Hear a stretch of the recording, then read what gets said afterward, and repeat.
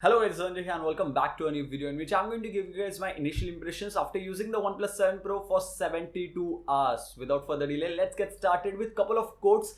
First one, OnePlus 7 Pro proves that if you want a flagship device, then you need to pay a flagship price. Flagship killers are obviously good and all, like they are very good these days actually, but flagship devices are going to be always costlier as compared to any flagship killers, and maybe that's why they are called as flagship killers. And second one is from Arnav, who said OnePlus just went from making a flagship killer to a killer flagship with the OnePlus 7 Pro, and I have to agree with that. I have the Nebula blue color, and OnePlus, if you're watching this video, I want Thanos purple and Hulk green or Gamora green maybe. That would be fantastic. Let's get started with the actual video of OnePlus 7 Pro. I'm going to start with performance. Snapdragon 855 with 12GB of RAM, as OnePlus gave me the 12GB RAM variant, is mind-boggling. It's fantastic. Obviously, it had to be fantastic. Oxygen OS is very well optimized on the device. Performance is not an issue at all. I did not expect it to be an issue anyway, so I was not that surprised, but I'm happy to report that it's great on the OnePlus 7 Pro as well. When it comes to gaming performance, constant 60 FPS can be achieved on PUBG. A detailed PUBG gameplay review video will be coming real soon with actual FPS measurement and how good the gaming is, plus whether the device heats up or not. It doesn't, just in case if you're watching this video. And I'm planning to do the PUBG gameplay video with the OnePlus 7 Pro with a claw player. I'll just get you guys excited and I'll leave it there. Internal screen recording option is added, and it can record internal sound directly in full HD resolution at 20 Mbps bitrate, which is fantastic. And the video quality which you saw right now was shot with the internal screen recorder of the OnePlus 7 Pro. After this, now let's talk about the triple camera setup at the back side and the pop-up camera for selfies. When it comes to selfie camera, it performs good. I mean, it's not too good, it's not too bad. IMX586 sensor is present over here, and it's becoming everyone's favorite sensor. Zenfone 6, OnePlus 7, OnePlus 7 Pro, Redmi Note 7 Pro. There are so many devices with the same sensor, and I hope that OnePlus will get the software right in coming software updates.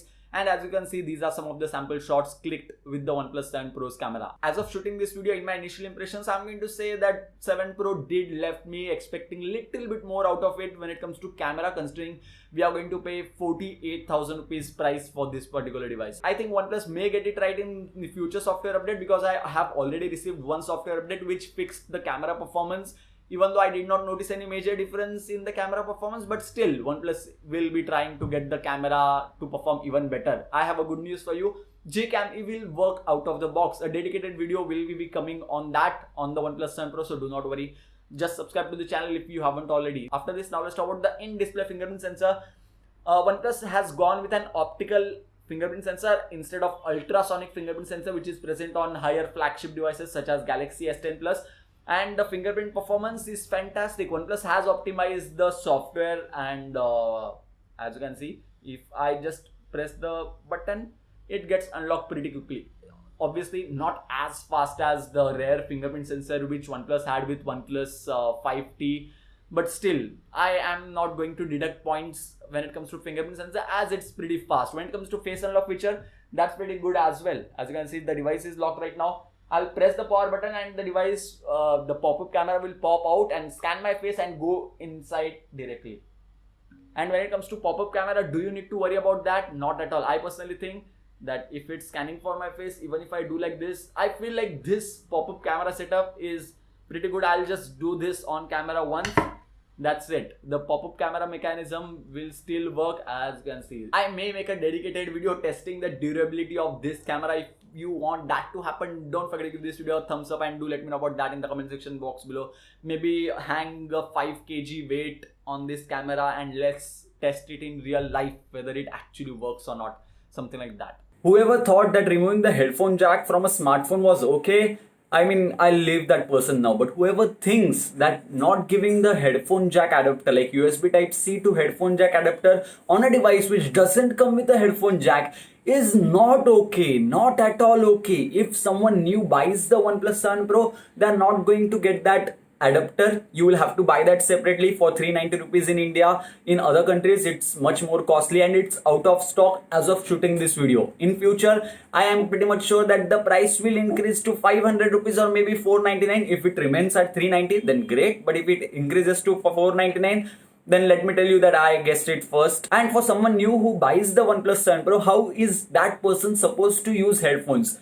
They cannot plug that into the headphone jack because it doesn't have one. They will not be having USB Type-C earphones for sure, because I do not have any of my friends who have USB Type-C headphones. Obviously, I understand people use Bluetooth earphones and majority of my friends do. Like maybe 30-40% of them use headphone jack. But other 60 to 70% of them do not have a USB Type-C adapter or a headphone jack. Removing that was not a good idea in my opinion. If OnePlus forgot to add the headphone jack, maybe they'll add it in the new box content. And one more thing which I did not talk about, 90Hz display. Oh my god, it looks fantastic. As everyone says, I'll say the same thing again. I cannot show that to you in video or on video because we cannot play 90 FPS videos. But if I can find a way to showcase the actual performance, I'll surely try to do that. Obviously, I can do a slow-mo and show that 90Hz versus 60Hz display. But it's fantastic. Once you start using 90Hz, going back to 60Hz is a little bit difficult. By the way, when it comes to gaming, that 90Hz display is not of any use as of now because none of the games support 90Hz refresh rate. Basically, for a game to support 90Hz display, they need to run at 90 FPS as well. PUBG is limited at 60 FPS, Asphalt 9 or many other games are limited to 30 FPS or 60 FPS. So that's the thing right now. I still remember the days of 2014 when I bought the Nexus 7, which had 7 inches of screen, and I was thinking, oh my god, this is such a huge screen. What am I going to do with this? Now I'm holding a 6.7 inches of device in my hand comfortably. I can use the device comfortably as well. This is possible because of the bezel-less design plus curved display present on the OnePlus 7 Pro. Finally, a OnePlus device with a curved screen. If you have never used a phone with curved screen, then it is going to take you about 5 to 7 days to get used to that curved screen. And once you get used to it, it's fantastic. When you're browsing photos in your gallery application, it feels very natural to go back and come forward. That curve adjusts perfectly in my opinion. So OnePlus gets a huge thumbs up from my side for adding that curved display on the OnePlus 7 Pro. Now I'm going to mention a couple of things which you may not know about the OnePlus 7 Pro. Other than supporting warp charging, which is worth 30 watts, OnePlus 7 Pro also supports official power delivery up to 15 watts. So if you have a charger which has 5 volts and 3 amperes of rating, then that can charge the OnePlus 7 Pro quickly as well. Second one, HDMI output via the USB Type-C port is supported on the OnePlus 7 Pro. This is such a big deal for a lot of PUBG streamers who want to play PUBG Mobile on a mobile smartphone and want to stream it on their YouTube channel. You have to buy an Elgato capture card. I'll leave a link to that in the description box below. Connect USB Type-C cable over here, USB Type-C to HDMI adapter, and then connect the HDMI cable to Elgato card.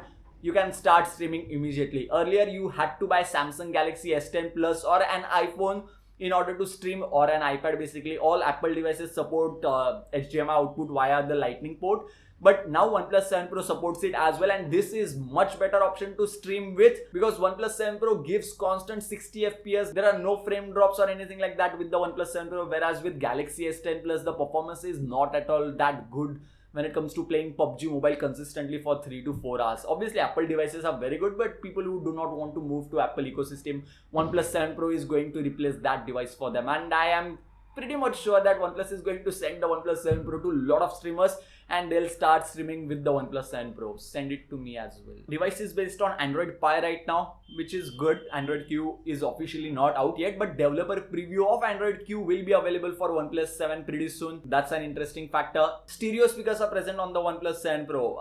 Is it that good? I mean, in my initial impressions, I felt like S10 Plus's stereo speaker output is much better as compared to 7 Pro, but 7 Pro can become very loud, louder than S10 Plus.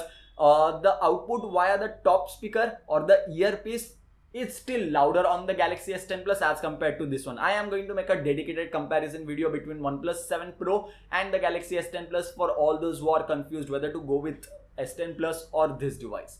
And I guess that's pretty much it for my initial impressions of the OnePlus 7 Pro. There are so many things to like and so many things which need to improve, like camera. I'll use this device for more couple of weeks. I'll wait for a couple of software updates so that the final camera version can be tested on the device. If you enjoyed this video, give this video a thumbs up. If you still have any more doubts or queries regarding the OnePlus 7 Pro, do let me know about that in the comment section box below. I'll be more than glad to answer those queries. So yeah, thank you guys. Thank you for watching.